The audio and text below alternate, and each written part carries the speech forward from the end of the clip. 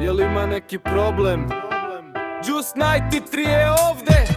Respekt za staru školu, za mnogo jaku glavu. Da nisam ko klinac slušao tebe ne bi znao za rimu pravu.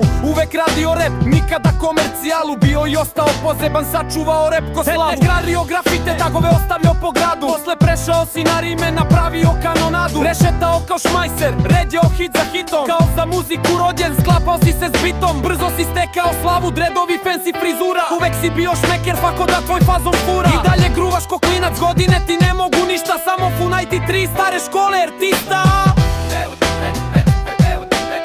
I dalje bio uz Pokeman, sačuvao rep ko slavu. I dalje bio uz Pokeman.